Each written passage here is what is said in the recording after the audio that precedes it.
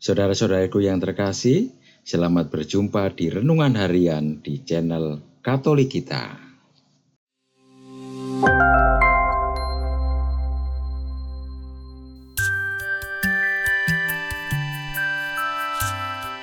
Hari ini, Minggu 4 Februari 2024, Pekan Biasa yang kelima. Bacaan diambil dari Injil Markus, bab 1, ayat 29 sampai dengan ayat 39. Sekeluarnya dari rumah ibadat di Kapernaum, Yesus bersama Yakobus dan Yohanes masuk ke dalam rumah Simon dan Andreas. Ibu mertua Simon terbaring karena demam. Mereka segera memberitahukan keadaannya kepada Yesus. Ia mendekat dan sambil memegang tangannya, ia membangunkan dia. Dan demam itu meninggalkan dia. Dan perempuan itu melayani mereka. Menjelang malam, sesudah matahari terbenam, dibawalah kepada Yesus semua orang yang menderita sakit dan yang kerasukan setan.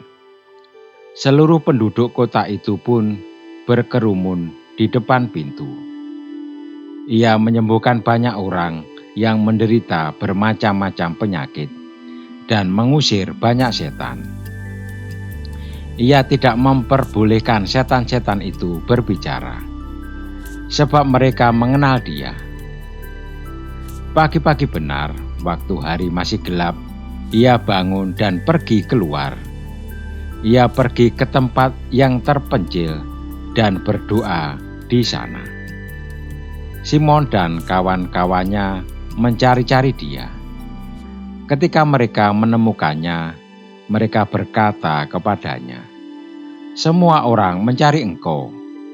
Jawabnya, "Marilah kita pergi ke tempat lain, ke kota-kota sekitar ini, supaya di sana juga aku memberitakan Injil. Karena untuk itu aku telah datang." Lalu pergilah ia ke seluruh Galilea, memberitakan Injil dalam rumah-rumah ibadat mereka dan mengusir setan-setan. Demikianlah sabda Tuhan. Terpujilah Kristus. Saudara-saudariku yang terkasih, Yesus dalam bacaan Injil hari ini menunjukkan rasa empatinya kepada orang sakit. Yakobus dan Yohanes menemani Yesus untuk mengunjungi mertua Simon yang terbaring karena sakit demam. Cara menyembuhkannya sangat sederhana. Yesus memegang tangan, membangunkannya, dan seketika itu lenyaplah demamnya.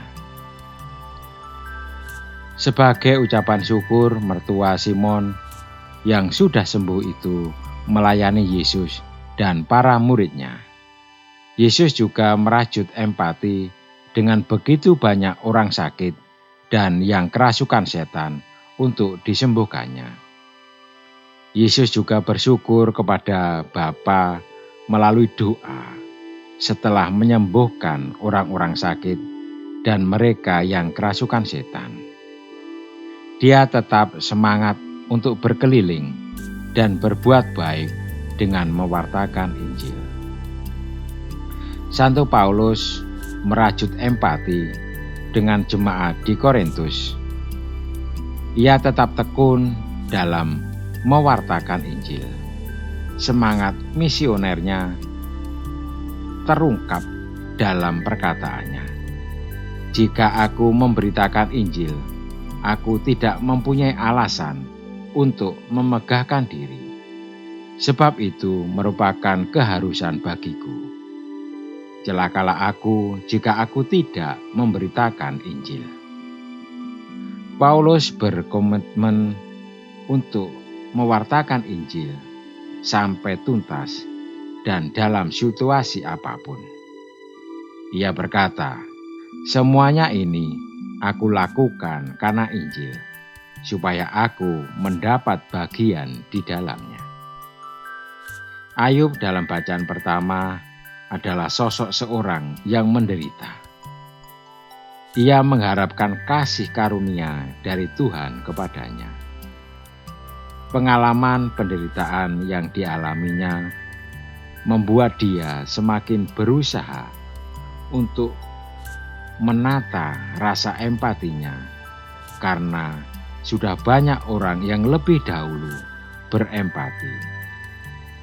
Dengan nada pesimis, Ayub berkata,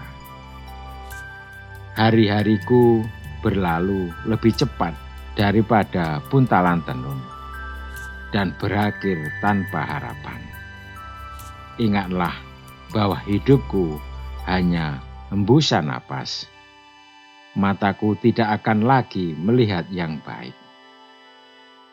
Di balik perasaan pesimis karena kemalangan dalam hidup, Tuhan tetap memelihara Ayub dengan memberikan perasaan empati kepadanya.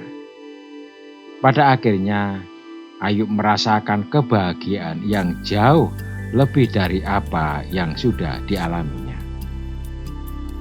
Pada hari ini, kita semua dipanggil untuk merajut rasa empati kepada mereka yang kecil, lemah, miskin, tersingkir, dan difabel. Merajut empati adalah sebuah jalan pewartaan Injil masa kini yang benar-benar hidup dan kontekstual. Mampukah dan maukah kita? Marilah kita berdoa. Tuhan, Engkau begitu berempati dengan manusia yang lemah dan berdosa. Engkau menjamah dan menyembuhkan mereka yang sakit. Engkau juga membebaskan mereka dari kuasa roh jahat. Semoga kami selalu bersyukur karena Engkau juga menyembuhkan sakit dan penyakit kami. Amin. Saudara-saudariku yang terkasih, terima kasih atas kebersamaannya di dalam renungan harian ini. Kita akan berjumpa kembali di renungan harian berikutnya. Berkah dalam.